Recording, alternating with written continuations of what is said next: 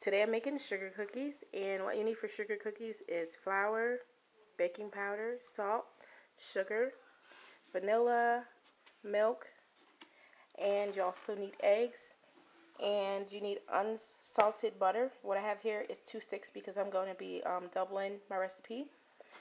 I've already taken 4 cups of flour and put it into this bowl. I have 2 separate bowls because you want to put your wet ingredients into one and your dry ingredients into another. So again, this is 4 cups of flour, and I'm going to add 1 teaspoon of baking powder in here, as well as 1/2 teaspoon of salt. So I'm going to go ahead and get that done. Okay, I'm taking my teaspoon here.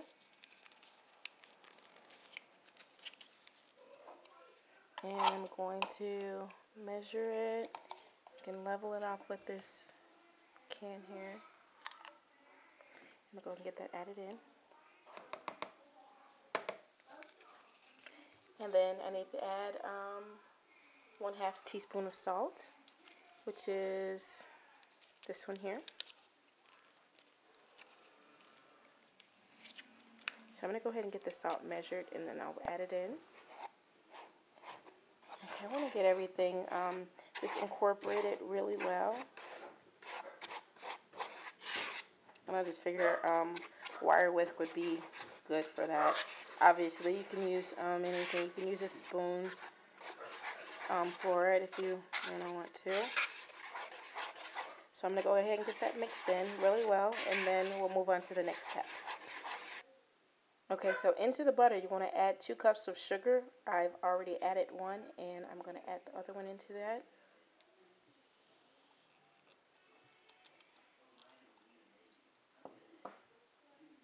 Okay, you want to add 2 eggs. Okay, and I've added my 2 eggs. And what you want to do next is add 1 teaspoon of vanilla. Okay, there's my 1 teaspoon of vanilla. And I want these to have a slight almond flavor.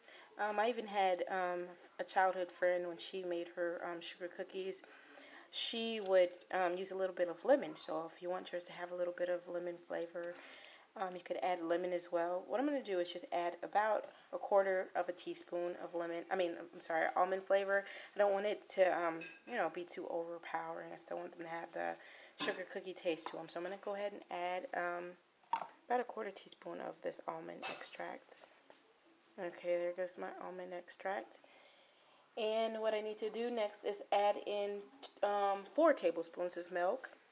And then I'm going to get my mixer and get this mixed up really well. And I'll come back for that. Okay, I've added my 4 tablespoons of milk. And the almond smells really wonderful in here. I'm going to go ahead and get everything mixed in. Mix it up really well.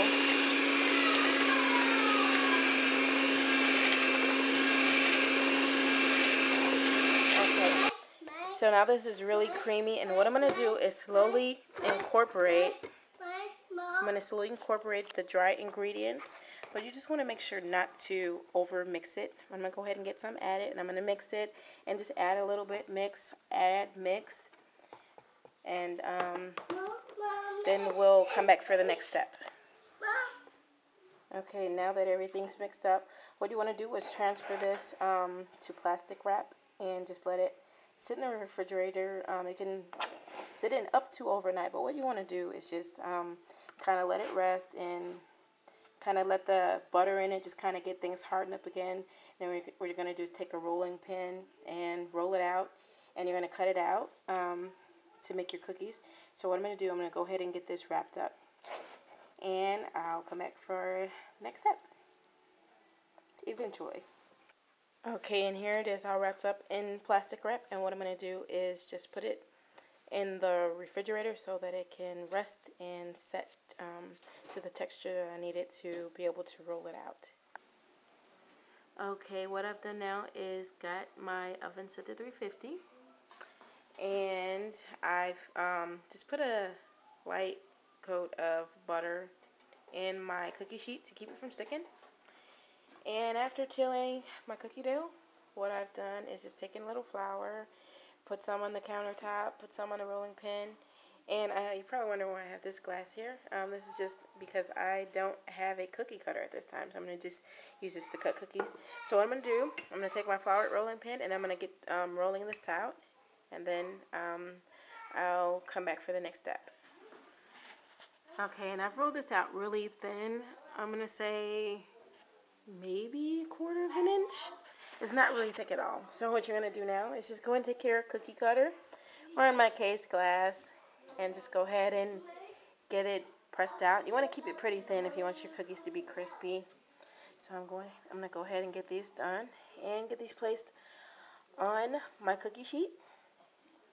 If you need to rework your dough, it would be a good idea to refrigerate it again so that it can, you don't want to work it too much. Oh, that one got stuck in there. You don't want to work it too much. You know, you don't want to get it too warm. But these are really thin again, as you can see. And I'm going to go ahead and get these placed into my cookie sheet, and then I'll come back and show you the next step. Okay, and here are my sugar cookies ready to go into the oven. I did just sprinkle a little bit of sugar on top of them. I don't have the big sugar crystals that you normally see on top of the sugar cookies. And I'm going to go ahead and put these in the oven preheated at 350 degrees. Okay, and finally here are our finished cookies. You can use frosting for these.